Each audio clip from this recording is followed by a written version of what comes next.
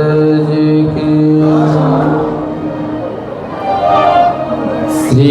भागवत भगवान की है आरती। पापियों को पाप से है आरती। हरि बोल।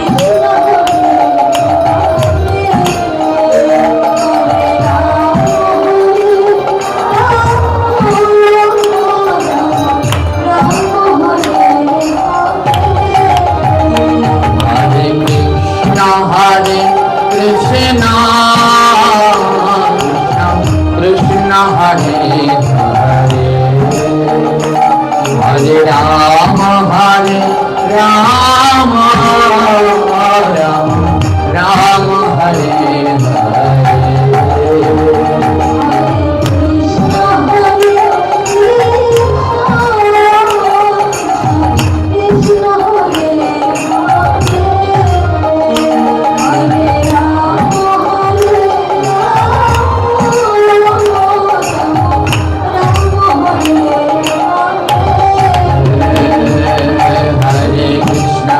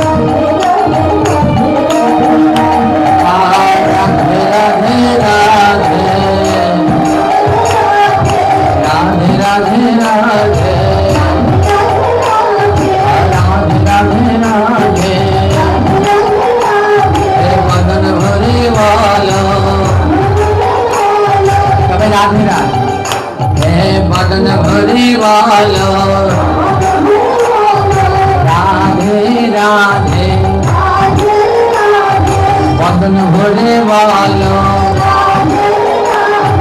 प्रेमानंद वालो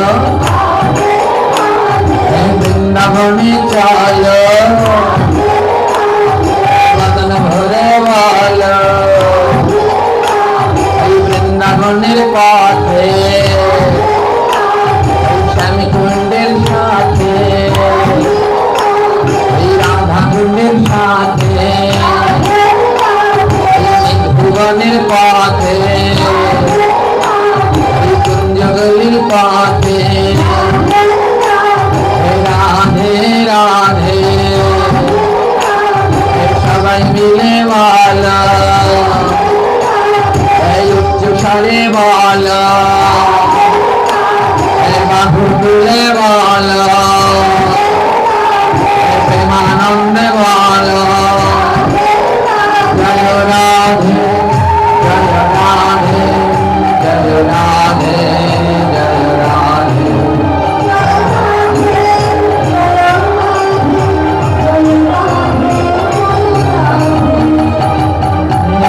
जय राधे जय राधे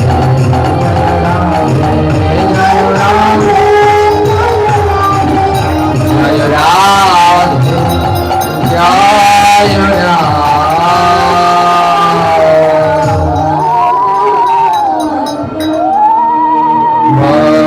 बोले अपार करुणा में श्रीमती राधा ठाकुरानी के परम दयाल परम कृपा श्रील गुरु महाराज के दयाल ठाकुर श्री नित्यानंद प्रभु के प्रेम रघुतार श्री चैतन्य महाप्रभु के परमेश्वर भगवान श्री कृष्ण चंद्र के अपार करुणा में श्रीमती राधा ठाकुरानी अद्भुत बड़ी गाथा की शामित गौर भक्तवृंद की जय जय सुनिताय गौर प्रणाम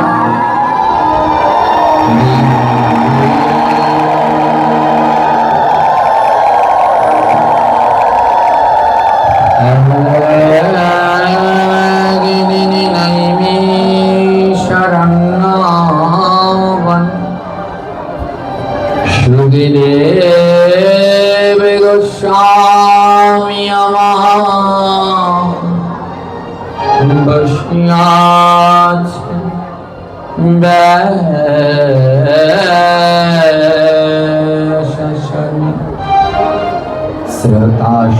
श्रोताशानि बसियाछ कत ज्ञानी गुणी 60,000 বসিয়াছ ঋষিয়ার মুনি এক এক করে শ্লোক করেছে আলোচনা যাহা হইতে ঘুচে যাবে जाते को भागवत कथा परम मधुर जय जाना करे श्रवण शिवर चतुर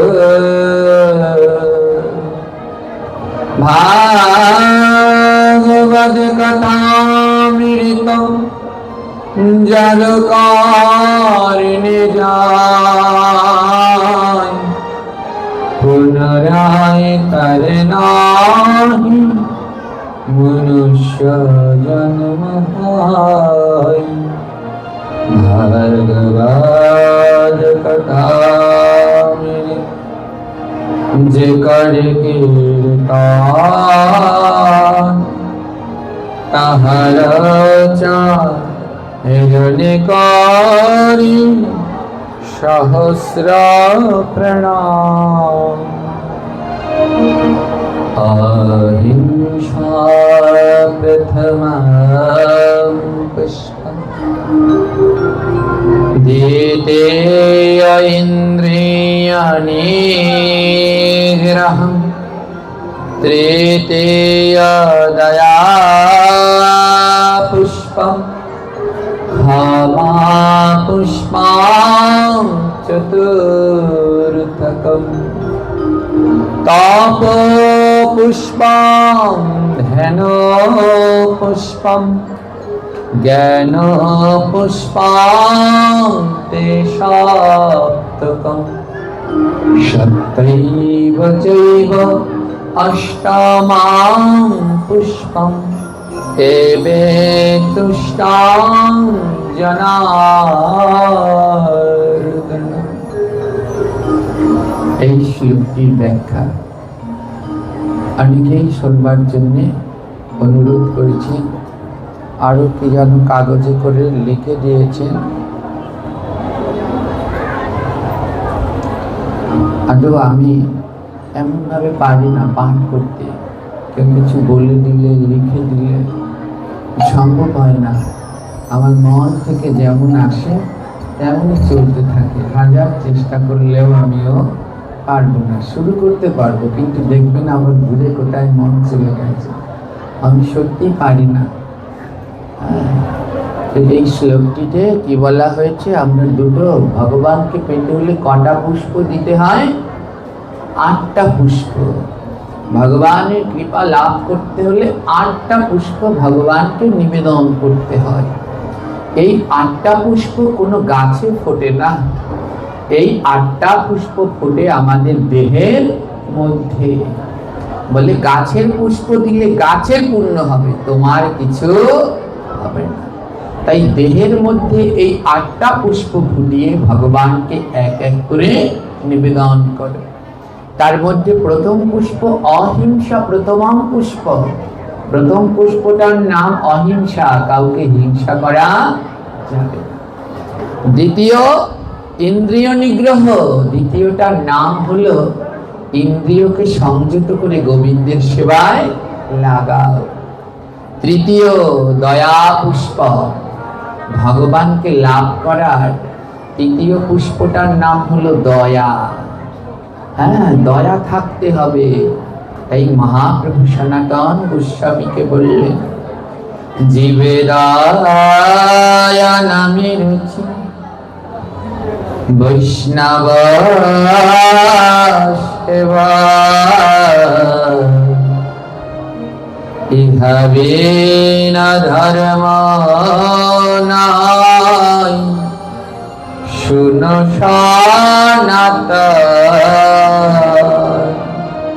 হে সনাতন, সবার আগে ধর্ম পালন করতে হলে, গোবিন্দকে পেতে হলে ভগবান বললেন 8টা পুষ্প দিতে হবে। তার মধ্যে তৃতীয় পুষ্পটার নাম হলো দয়া।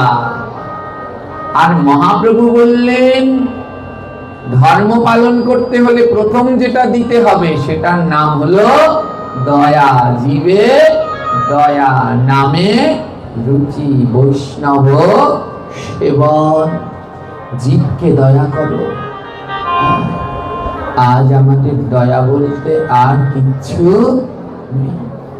আমরা আর মানুষ রইলাম না, মানুষ রূপে জ্যান্ত জানোয়ার হয়ে গেছি।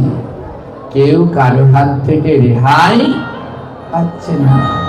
সাধারণ জীবের উপরে দয়া তো দূরের কথা, এখন আর মানুষ মানুষের উপরেও দয়া। কি সব বিভৎস, মোবাইল খুললে পরে দেখা যায় বাবা ছেলের চোখ তুলে দিচ্ছে, ভাই হাত কেটে দিচ্ছে। যে কালকে কোটালি পাড়াতে নিজের ভাই, এক ভাই আরেক ভাইকে মেরে ফেলেছে।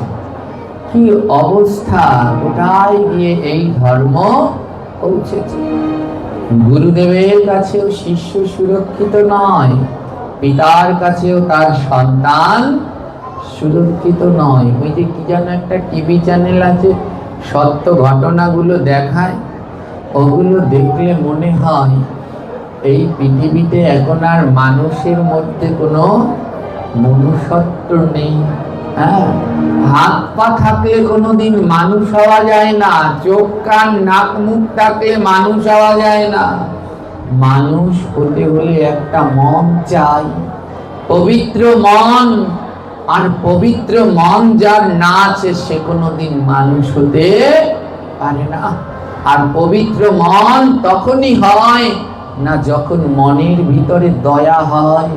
সর্বজীবের জন্য যার মন কাঁদে, দয়া আছে, বলে সে মানুষ হতে পারবে। হ্যাঁ, আমাদের দাদু গুরুদেব শ্রী শ্রী অষ্টোত্তর শত তিনকড়ি গোস্বামী প্রভুপাদ তার বাণীর ভিতরে বলছে, আগে ভদ্র হও পরে ভক্ত হও। আগে ভদ্র হতে শেখো, তারপরে ভক্ত হইও। আমরা তো এখনো ভদ্রই হতে পারলাম না, ভক্ত কি করে হব বলুন? এত দুঃখ লাগে, এত যন্ত্রণা লাগে। কিছু কিছু দুঃখ, কিছু কিছু যন্ত্রণা আছে যা বুকের মধ্যেই চাপা থাকে, কোনো সময় বলতে চাইলেও বলা যায় না। খুব সাবধান থাকবে।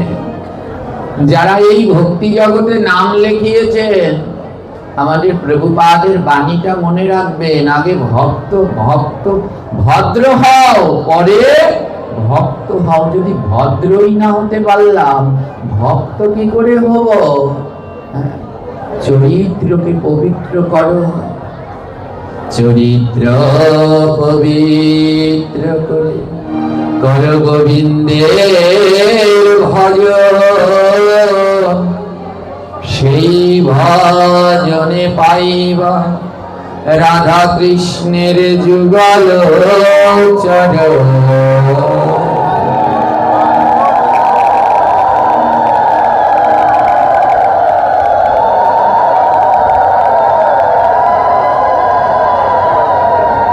বলে চরিত্রকে পবিত্র করে নাও, নইলে কিন্তু পাবে না। হ্যাঁ, পাবে না। আমি বারবার মাঝে মাঝে পাঠে একটা কথা বলি, money loss, nothing loss, health loss, something loss, character loss, so everything loss. Money loss, যার জীবন থেকে টাকা হারিয়ে গেছে ভয় নাই, বেঁচে থাকলে আবার তোমার জীবনে টাকা হবে। হেলথ লস, সামথিং লস, যদি স্বাস্থ্যটা হারিয়ে যায় তাহলে জীবনে কিছু ক্ষতি হয়ে গেল, অল্প, শেষ হয়ে যায়। হ্যাঁ, কিন্তু character loss, so everything loss. বলে একবার যদি চরিত্রের উপরে দাগ লাগে, চরিত্র যদি হারিয়ে যায়, বলে ও জীবন আর কোনো কাজে লাগে না, ও উচ্ছিষ্ট হয়ে যায়। আর উচ্ছিষ্ট ফল কোনদিন গোবিন্দ সেবায় লাগে না। হ্যাঁ, তাই সব সময় চরিত্রটাকে পবিত্র রাখার চেষ্টা করুন। আর জীবের উপরে দয়া রাখার চেষ্টা করুন। দয়া যদি না থাকে, ভগবানকে পাওয়া সম্ভব নয়। তাই তৃতীয় দয়া পুষ্পম, ক্ষমা পুষ্পম, চতুর্থকম। ভগবানকে চান, ভগবানকে পাওয়ার চতুর্থ ফুলটার নাম ক্ষমা। ক্ষমা করতে শেখো। হ্যাঁ, যত ক্ষমা করতে পারবে তত ভগবানের কাছে আগাতে পারবে। তাই তুমি যদি মনে করো তোমার সাথে ভুল হয়েছে, তাহলে ওই ভুল যে করেছে তাকে ক্ষমা করতে শেখো। তার উপরে ক্রোধ কিংবা রাগ করলে পরে ভগবানকে লাভ করা যাবে না। তাই ভগবানকে পাওয়ার চতুর্থ ফুলের নাম ক্ষমা।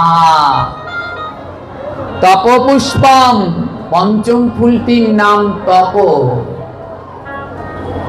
একটা আসুন্দা আমাদের অত্যন্ত সৌভাগ্য। কাল যেমন আমার এক জ্যেষ্ঠ গুরু ভ্রাতা এখানে হয়ে আমাদের কৃপা করেছিলেন। আজও আমার আরেক জ্যেষ্ঠ গুরু ভ্রাতা আমাদেরকে কৃপা প্রদান করবার জন্য এখানে উপস্থিত হলেন। তার আগমনে আমরা প্রভুর কাছে একবার প্রেমানন্দে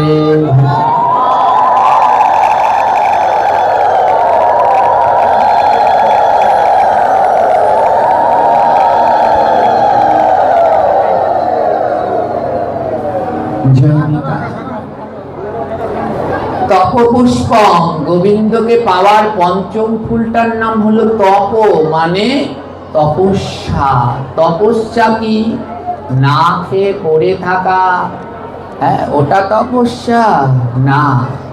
তপস্যা হলো ইষ্টের উপর যেন নিষ্ঠা না হারায়, যে তোমার ইষ্ট তার দিকে যেন অনাবরত, তোমার লক্ষ্য থেকে যেন কোনোদিন বিচ্যুত না হও। যেই লক্ষ্যে চলেছ ওই লক্ষ্যেই ছুটে চলো, ওদিকে যেন মন অন্যদিকে না যায়।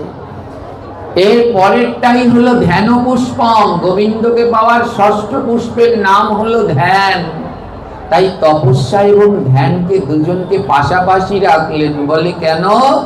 রেল লাইন, রেলগাড়ি চলতে হলে ওই লাইন দুটো সোজা লাগে, যদি একটা এটাল মাটাল হয়ে যায়, বেতালে হয়ে যায়, তাহলেই রেলগাড়ি অ্যাক্সিডেন্ট হয়ে যাবে। তাই তপস্যা এবং ধ্যান দুটো যেন সমান থাকে, কোনোটা যেন কম না হয়। তাই তপ এবং ধ্যান সমান থাকলেই দেহ রেলগাড়ি চলতে থাকবে, আর চলতে চলতে একদিন শ্রীগুরু চরণের কাছে পৌঁছে যাবে, তাতে আর সন্দেহ নাই।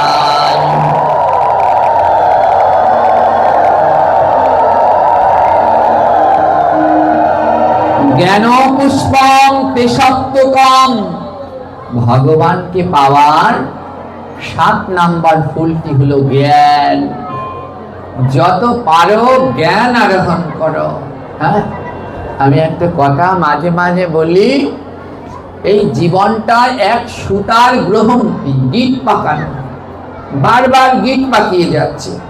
কারো ভিতরে কামনার গিট, কারো ভিতরে ক্রোধের গিট, কারো ভিতরে লোভের গিট, কারো ভিতরে হিংসার গিট। আর সুতায় যদি গিট পাকিয়ে যায়, সেই সুতো দিয়ে মালা গাঁথা যায়? জোরে বলবে। আর ওই মালা যদি গোবিন্দকে না পরাতে পারি, তাহলে কি আর তার কৃপা সম্ভব? বলে ওই গিটকে বলা হয় গ্রহন্তি। বলে গ্রহন্তি যদি খুলতে চাও, এই দেহের মধ্যে যে গিট জটলা বেঁধেছে, গ্রহন্তি বেঁধেছে, এই গ্রহন্তিকে খুলতে হলে এর উপায় একটা, গ্রহন্ত অধ্যায়ন। বলে যত গ্রহন্ত পাঠ করবে তত গ্রহন্তি গুলো খুলে যাবে।